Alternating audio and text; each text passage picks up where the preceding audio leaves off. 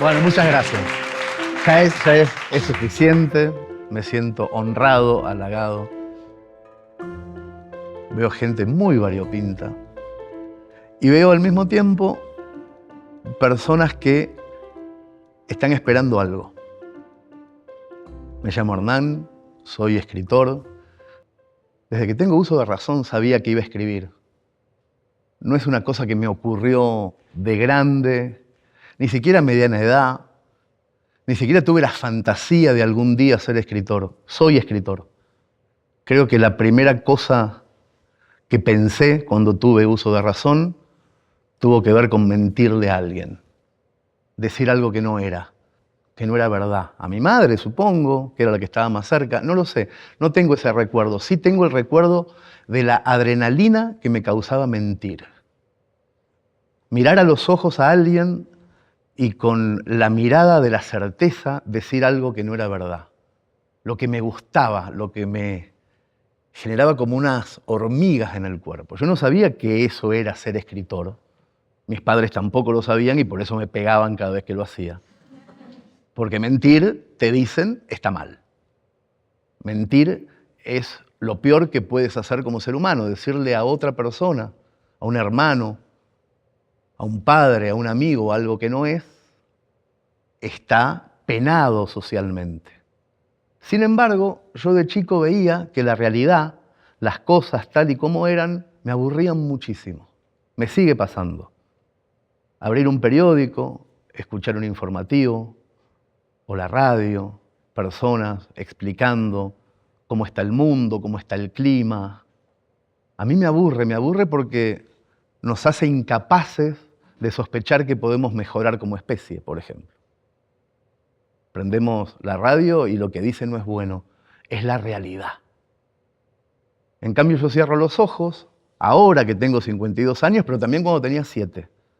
Prefiero que se imaginen al chico de 7 en un pueblo de la provincia de Buenos Aires, con una realidad que no era la que tenía ganas de ver ni de escuchar, en su habitación o en el pasto del jardín, cerrando los ojos e inventando otra realidad, distinta, no necesariamente mejor, pero maleable, como si fuera arcilla. Eso es la mentira.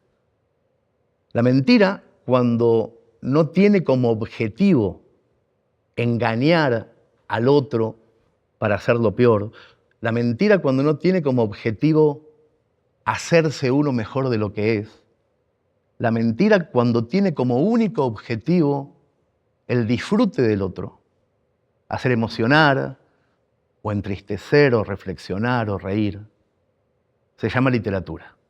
Yo no lo sabía. Yo era un chico de 6 o 7 años que mentía de forma obsesiva. Algunos parientes de mi madre y de mi padre decían, bueno, posiblemente de grande sea un buen abogado. Y todos decían, vamos Hernán, para ese lado, la Universidad de Abogacía, que por lo menos tendrás dinero. No, yo quiero escribir poesías y cuentos. No, no porque así estarías mintiendo, pero no tendrías dinero. Abogado. Si vas a ser un mentiroso, por lo menos ten dinero. No seas un mentiroso pobre. Y yo, sin embargo, insistí tremendamente con la máquina de escribir de mi padre cuando tenía 7, 8 años y escribía mentiras. Le escribía a mi abuela que nos habíamos ido de vacaciones y le dejaba el mensaje. Mi abuela vivía a la vuelta de mi casa sin cruzar la calle y le dejaba el mensaje por abajo de su puerta a la madrugada y me volví a mi casa y yo sabía que ella iba a leer que nos habíamos ido de vacaciones sin avisarle. También ella iba a saber que eso no podía ser verdad, que no se le avisa así a una abuela que un grupo familiar se va de vacaciones, pero me gustaba la posibilidad de que ella durante un rato se sintiera sola, sin nosotros en casa. Después, de más grande, empecé a mentir en la escuela, en el boletín de calificaciones, en los exámenes. Yo recuerdo que nunca, jamás, durante toda la secundaria, es decir, de los 12 a los 18 en Argentina, hice un examen de química o de matemáticas o de física. Recibía el examen, daba vuelta a la hoja y le escribía una carta al profesor o la profesora. Yo lo único que hice en la vida fue escribir. No hice otra cosa. En mis tiempos existía todavía el servicio militar obligatorio. Y yo sabía que no lo iba a hacer, que iba a escribir una carta en donde iba a convencer al ejército argentino de que no me merecía. Nunca escribí esa carta, fui un desertor, pero sabía que si me atrapaban, porque cuando eres un desertor y te atrapan tienes que cumplir el doble de tiempo que has estado afuera, yo sabía que iba a escribir una carta y que iba a salvarme del servicio militar. Siempre supe que mi única herramienta en la vida era mentir. De grande entendí que ya no se llamaba mentir y empecé a decir soy escritor. Y lo decía con la frente alta incluso sin haber escrito nada. Nada bueno, quiero decir. Solamente cartas mentirosas a mi abuela y a mis maestros. Pero yo decía soy un escritor. Por eso cuando los veo, a cada uno de ustedes, veo la posibilidad de mentirle a alguien. Capaz que les estoy mintiendo ahora. Quizás soy una persona que quiso ser escritor a los 35 años y les estoy diciendo que quise serlo desde los 6. ¿Qué importa? Ahí empieza a haber algo que a mí me llama mucho la atención y que un poquito más grande, a los 14, a los 15, empecé a descubrir. ¿Qué importa? Si yo miro a los ojos a alguien y le digo algo que no le hace mal, que no me hace ver a mí mejor de lo que soy, y que a esa otra persona le causa ternura o compasión o emoción o risa o reflexión. Si ese mensaje, si esa cosa no es verdad, ¿qué importa? ¿No empieza a ser verdad en el momento exacto en que yo lo comparto y la otra persona lo recibe como mensaje? Existe, decía un filósofo, el ruido del árbol que cae en el bosque cuando no hay nadie escuchando. Decía Borges, existe el gusto de la manzana sin la existencia de un paladar. Tampoco tendría sentido la verdad o la mentira si no hubiera dos personas intentando comunicarse. Yo en la vida me he comunicado más con mentiras que con verdades. Por eso, en los aeropuertos digo que soy escritor y no digo que soy periodista. Los periodistas dicen, recurren a la verdad. Los escritores, creo, nos inmiscuimos en las cosas que no son. Y hoy, en esta charla, a mí me gustaría que ustedes me hagan preguntas de verdad y que esperen de mí mentiras como respuesta. Cuando ustedes quieran.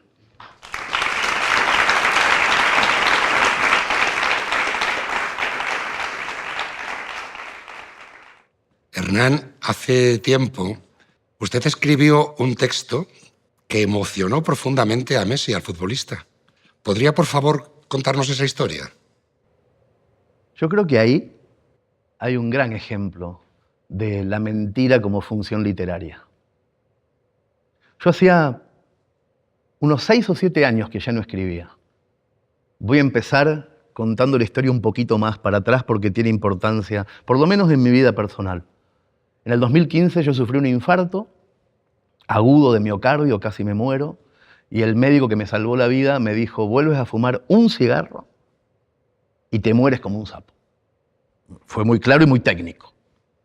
Y yo tuve tanto susto que dejé de fumar inmediatamente. En diciembre del 2015 pasó esto. Dejé de fumar y yo escribía semanalmente un cuento todos los domingos. Todos los domingos escribía un cuento. Y luego del infarto, ya sin fumar, intenté escribir el cuento y era una porquería el cuento. Yo digo, bueno, lo adjudiqué al infarto, al susto, al tiempo de recuperación. Mandé igual el cuento, lo publicaron de todas formas, no me dijeron que era malo. Segunda semana, otra vez escribo el cuento. Escribo como siempre, lo escribo. Lo saco de la impresora, lo leo y estaba muerto el cuento. Hay una diferencia muy clara en la literatura. Cuando un cuento está vivo es como un cachorro. Tiene los ojos brillosos, está esperando jugar con alguien. Pero mis cuentos, sin fumar, estaban muertos. Eran perros que nacían muertos. Lo miraba y decía, es un cuento, tiene una estructura, pero no tiene gracia, no tiene esa emoción de la cosa viva. y supe que sin fumar no podía escribir. Así empieza esta historia. Termina con Messi, ya va a llegar. Pero empieza así. Supe que no podía escribir nunca más. Recuerden que les conté al principio que es lo único que sé hacer. Escribir. O por lo menos yo pensaba que era lo único que sabía hacer. Escribir. Y me di cuenta que había empezado a hacer las dos cosas al mismo tiempo. Entre los 12 y los 13 años empecé a fumar y empecé a escribir. Y nunca había hecho las dos cosas por separado. Y mi cerebro no reconoció una cosa sin la otra. Entonces cuando yo empezaba a escribir y empezaba a teclear el primer párrafo, había una vez, en un lejano país, yo escribía. Y cuando ponía el punto y aparte, empezaba a tantear el tabaco. Automáticamente, sin saberlo, empecé a tantear el tabaco. Cuando fumaba, armaba mientras leía ese primer párrafo y escribía el segundo ya con el cigarro en la boca. Y el tercer párrafo ya nacía con las volutas del humo, interrumpiendo el monitor y mi mirada. Nunca supe hacerlo distinto. Y cuando no tuve ese ritual, mis ideas dejaron de aparecer como aparecían. Empezaron a aparecer ideas muertas. Tengo la deformación profesional. Si ustedes me decían en esa época, escribe 10 líneas sobre una vaca, yo lo sé escribir. No es que no podía escribir. No podía sentir placer al escribir y entonces dejé de escribir. Inmediatamente mi cerebro encontró otra herramienta para que escapara mi creatividad. Y es esta que ustedes están viendo ahora y que ya lleva 7 años de ejercicio. Hablar en voz alta como si estuviera escribiendo. Ustedes verán que yo no digo ni espero. Estoy construyendo realmente una frase literaria cuando hablo. Acabo de poner un punto y coma, no un punto. Si quiero poner un punto, lo hago ahora. Eso es un punto y aparte y sigo con otra idea. Todo esto yo lo tengo en la cabeza y ya no puedo teclearlo. Empecé a contar cuentos en la radio, luego empecé a hacerlo en la televisión, luego en teatros cada vez más multitudinarios de la Argentina. Yo me siento en una mesa en Buenos Aires, en un teatro a la noche, viene muchísima gente y yo les cuento historias. Yo creía que era escritor a los 7 y a los 9 años, pero en realidad yo contaba historias. Utilizaba el método más tradicional para hacerlo, que era la escritura. Pero cuando la perdí, no dejé de contar historias. Nunca dejé de mentir. En ningún momento.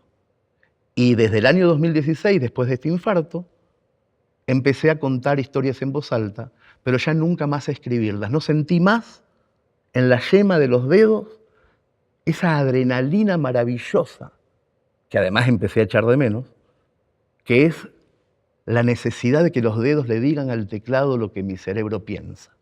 Dejó de ocurrir. Hasta que un día de diciembre del año 2022, exactamente 7 años después de ese infarto que me impidió escribir, pasó algo rarísimo en la Argentina, algo que no estaba previsto. Primero, un mundial de fútbol en diciembre. Jamás habíamos vivido un mundial de fútbol en verano, como sí ocurre en el hemisferio norte. En el hemisferio sur, los mundiales son en junio y en julio. Y si se festeja con pullover, con campera, con abrigo. Y si se llora por la eliminación, se llora con campera y con abrigo y con bufanda. Pero esta vez ocurrió un mundial de fútbol en diciembre, con calor. Y no solamente ocurrió un mundial, sino que ocurrió, iba a decir creo, pero en realidad sin ninguna duda, el mundial más maravilloso que un ser humano nacido en la Argentina pudo haber vivido alguna vez. Un mundial en donde un héroe ya envejecido para los mundiales, que busca como última gloria aquello que no había conseguido nunca, pero a una edad improbable, consigue finalmente, en una final épica, de 4-3, contra un país posiblemente superior, el triunfo. Eso ocurre un 18 de diciembre del año 2022. Y en mi país, en el minuto después del último penal, ocurrió una epopeya que solamente ocurre en la India y cuando la gente sale a venerar a un dios. Nunca había ocurrido eso, 5 o 6 millones de personas en paz y en la calle, si no era por un Dios. Fue por un deporte y ocurrió.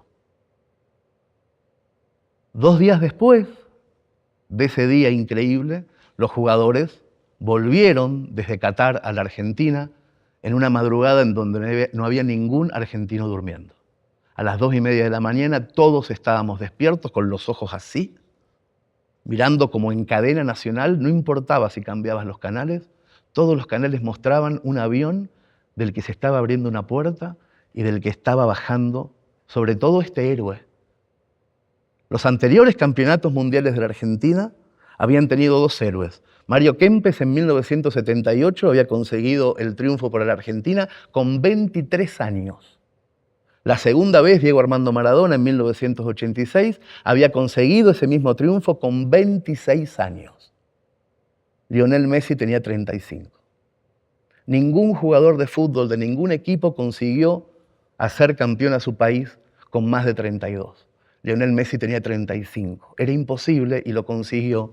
Y de repente se abrió la puerta y empezó a bajar del avión ese chico. Y yo estaba mirando la televisión y me invadió el llanto. Empecé a llorar y no sabía por qué. Solamente sabía que no estaba llorando por algo futbolístico. Estaba ocurriéndome a mí otra cosa. Y de repente sentí, después de 7 años exactos, una adrenalina en los dedos. Y no había nadie en ese momento, en la madrugada, para contarle en voz alta lo que yo estaba sintiendo y lo que estaba pensando. Y los dedos decían, escribilo. Escribí. Y me puse a escribir algo que me estaba pasando y que no sabía qué era, y que escribiéndolo empecé a descubrir qué era. Yo pensaba, ese chico que está bajando hoy, 20 de diciembre del 2022, que está bajando de un avión, no está haciendo esto por primera vez. Todos los años en donde este chico no vivió en la Argentina, los 20 de diciembre se tomó un avión para pasar Navidad con su familia en Rosario, en Argentina. Todos los 20 de diciembre que yo tengo memoria, este chico hizo lo que está haciendo hoy. No es una novedad. Y yo lloraba por eso. No lo sabía. Estaba empezando a escribirlo. Lo escribí de un tirón como si fuera un vómito. Lo escribí llorando porque no estaba hablando de fútbol, sino de identidad. Lo escribí con emoción porque sabía que él había vivido todo eso. En realidad lo sospechaba. Nunca supe si Messi metió leche condensada en agua hirviendo. Nunca supe si sufrió o no. Porque yo soy un mentiroso. Desde los 7 años miento. Y yo no sabía si a Messi le había pasado todo eso. Pero el otro día, en el programa de radio, en el que semanalmente cuento un cuento viejo, porque ya yo había dejado de escribir, fui al programa de radio y les dije a mis compañeros, escribí anoche, no lo puedo creer. Después de 7 años escribí. Léelo, léelo, me dijeron. Y entonces leí esto que les acabo de contar, de punta a punta. Y los del programa de radio subieron ese cuentito de 9 minutos a TikTok. Y a la mañana siguiente, Antonella, la esposa de Messi, estaba cebándole mate a Messi en la cama, en Rosario, obviamente. Y ella estaba mirando TikTok. Y en un momento se detiene en un gordo que cuenta un cuento. Y se quedan los dos, Messi y ella, escuchando la historia de una parejita que ponía leche condensada a hervir y se pusieron a llorar. Esto lo sé porque me lo contó Messi. Se pusieron a llorar. 2 horas después, Messi me mandó un WhatsApp a la radio diciendo, es verdad lo que contaba, me decía. No sabés cómo lloramos con Antonella, es verdad. Y entonces esa mentira, esos años de mentir y de escribir y de sentir la adrenalina en los dedos, me volvió de una forma conmovedora, porque, entiendan, hacía 2 días ese muchacho había ganado la Copa del Mundo, la más épica de todas las Copas del Mundo, y estaba en su casa de toda la vida tomando mate, y le mando un WhatsApp a un escritor que no conoce para decirle que había llorado con un cuento. Ahí confirmé la verdad de todas las mentiras que yo decía. La verdad es que sí, en la cima del mundo, en ese momento, había un hombre humilde y generoso, capaz de decir gracias por un cuento.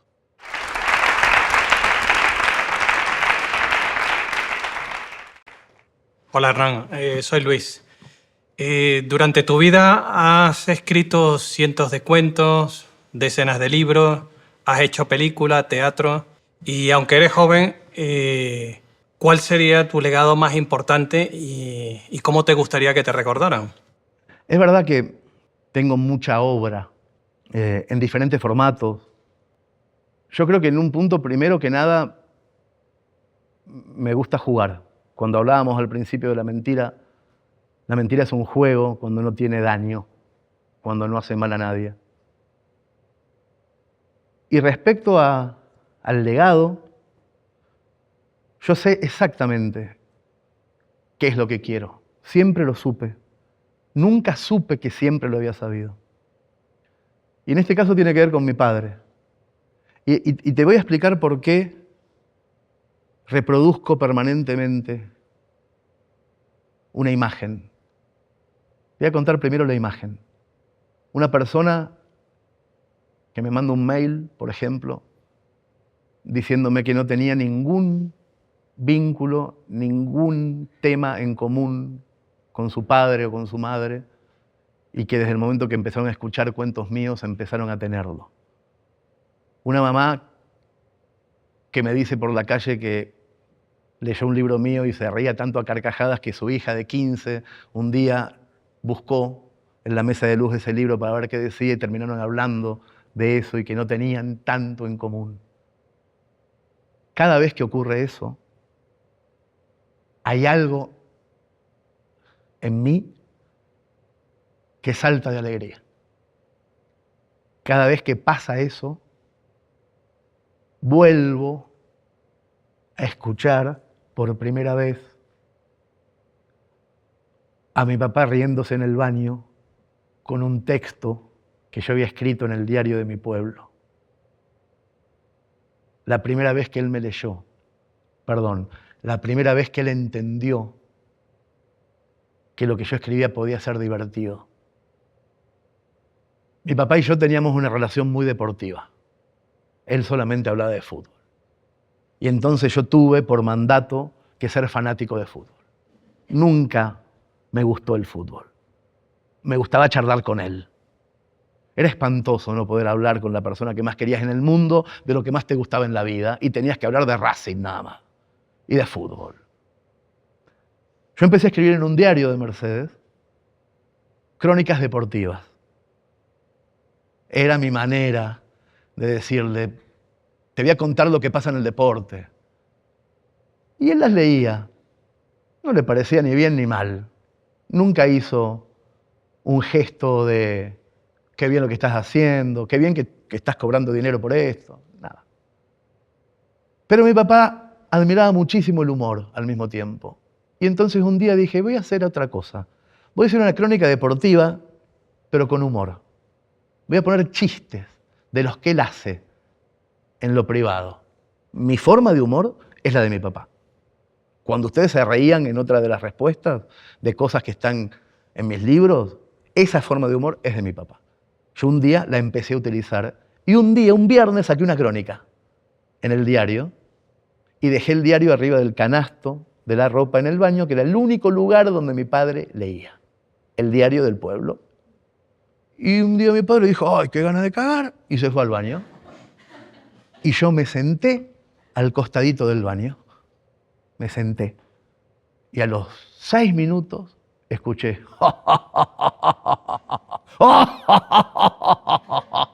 Bueno, cada vez que yo recibo un mail de una mamá y una hija que me dicen que leen algo mío juntas, de un papá y un hijo que dicen que escucharon en un viaje largo como 40 minutos cuentos míos y después se pusieron a charlar, yo lo que escucho es y ese es mi legado.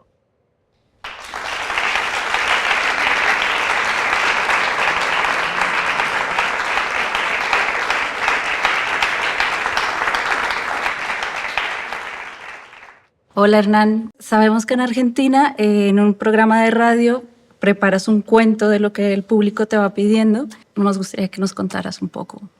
Sí, lo hago en Argentina todos los viernes. Después del cuento este de Messi que les conté, que me empezaron a generarse una adrenalina en la yema de los dedos, después de ese diciembre, le dije a la productora de la radio, hagamos una cosa porque me gusta esta sensación de volver a escribir.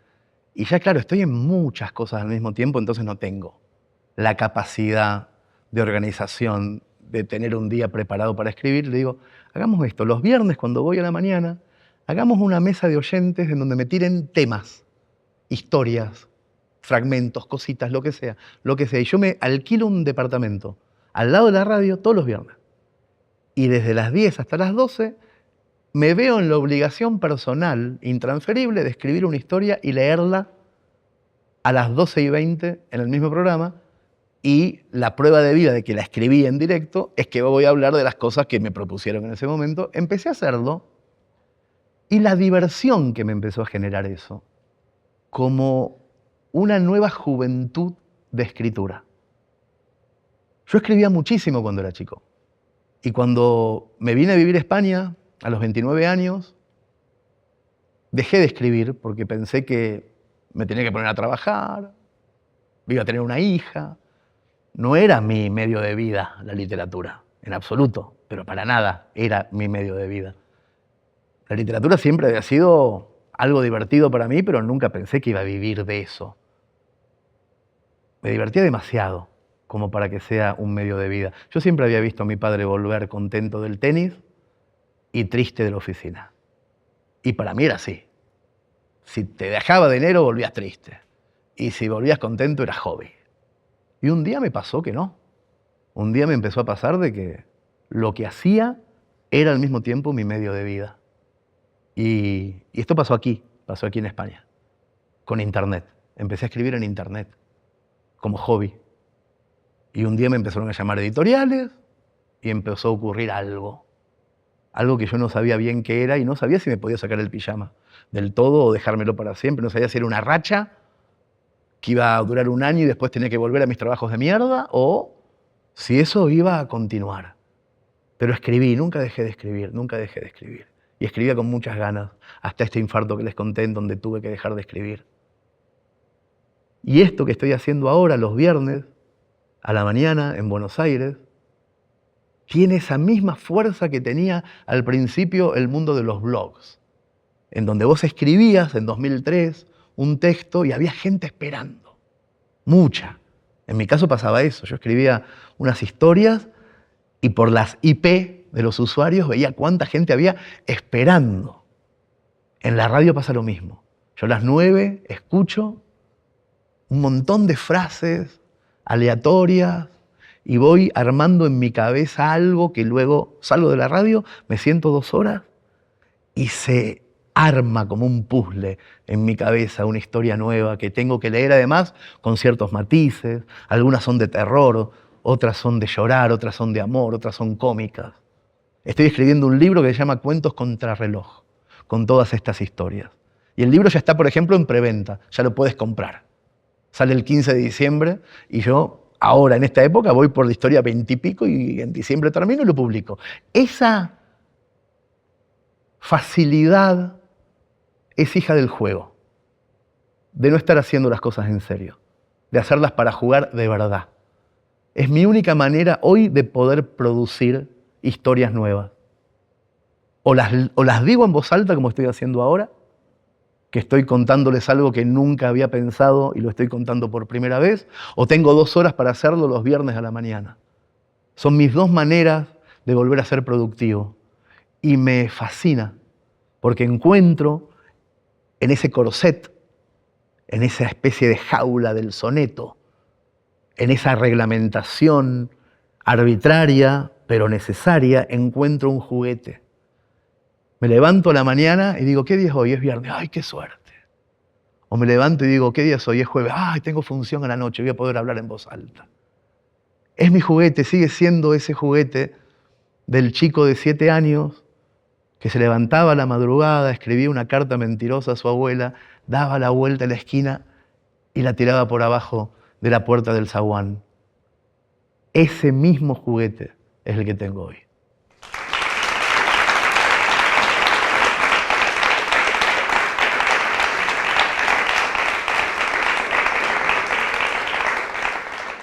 Hola Hernán, soy Marisa. ¿Qué tal? Si tuvieras que elegir un título para esta conversación, ¿cuál sería? Y otra pregunta. Y si tuvieras que elegir o poner otro título para el mundo en el que vivimos, ¿cuál pondrías? Serían títulos diferentes, quiero decir, contrapuestos. Porque yo tengo la sensación de que estamos viviendo una época muy vertiginosa, en donde hay un montón de personas que adoran ese vértigo y otro montón de personas que se quieren bajar de ese vértigo. Y hay en medio de todo eso un solo carrusel. Estamos todos en el mismo lugar. Y entonces bajarse es complicado y acelerar todavía más es complicado. Estoy hablando de política, aunque también estoy hablando de amor, también estoy hablando de fútbol.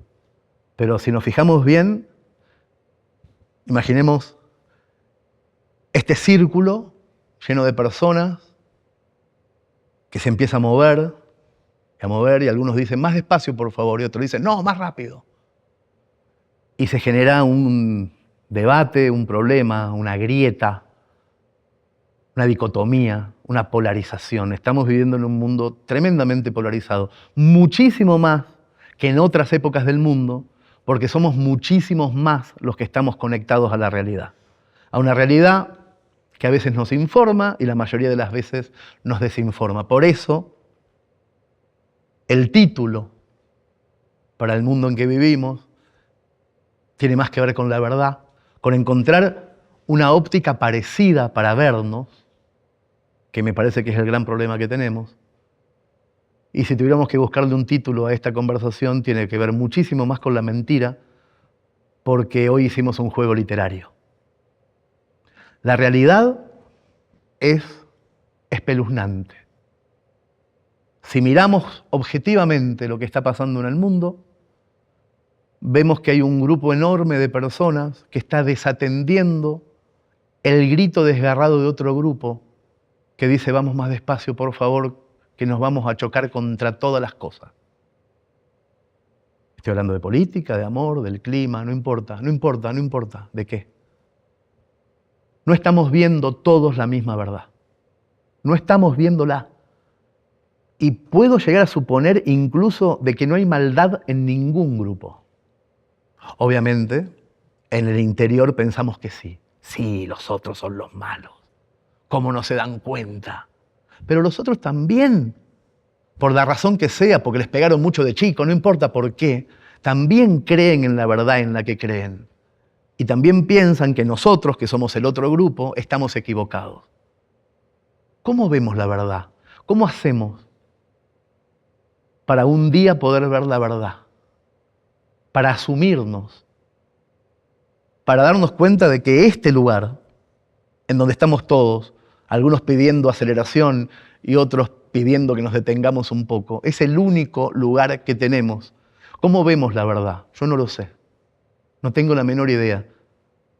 Quizá el título que me estás pidiendo para el mundo en que vivimos sea yo no sé dónde está la verdad. Y ahora vamos al otro lado, a nosotros hoy. Ustedes haciéndome preguntas, yo contándoles como puedo, algunas cosas que tienen que ver con mi vida, o con mi madre, o con mi padre, o con mi infancia, o con mi educación, o con mis amigos. Yo creo que nunca supieron cuánto hay de verdad y cuánto hay de mentira en lo que conté. Yo creo que en ningún momento pudieron pisar tierra firme. Siempre estuvieron resbalando. Esto puede ser, no, esto no puede ser. Y sin embargo, hay algo en todo esto que no generó ninguna dicotomía. Yo los desinformé un poquito hoy. Pero ¿saben la diferencia de mi desinformación respecto a la del mundo real? Lo hice porque los quiero. Mi desinformación es hija de que podamos compartir historias que no importa si son verdad o son mentiras, porque son. Porque todos tuvimos una madre. A todos alguien nos enseñó a leer y a escribir. Todos tuvimos una fantasía a los 13 años. Todos quisimos alguna vez que nuestro ídolo nos diga, qué lindo lo que hiciste. Yo lloré con esa carta. Todos tenemos la fantasía de que un día vamos a morir y quisiéramos que no fuera solos. Que haya alguien dándonos la mano ese día. Alguien que nos diga, va a estar todo bien, va a estar todo bien. Y nosotros vamos a saber que es mentira. Pero esa mentira es otra forma de la verdad, porque es una mentira que también nos van a estar diciendo porque nos quieren. Entonces el título final, que al mismo tiempo también es el final de esta conversación, es el siguiente. Si vamos a mentir mirando a los ojos al otro, que sea únicamente porque lo queremos.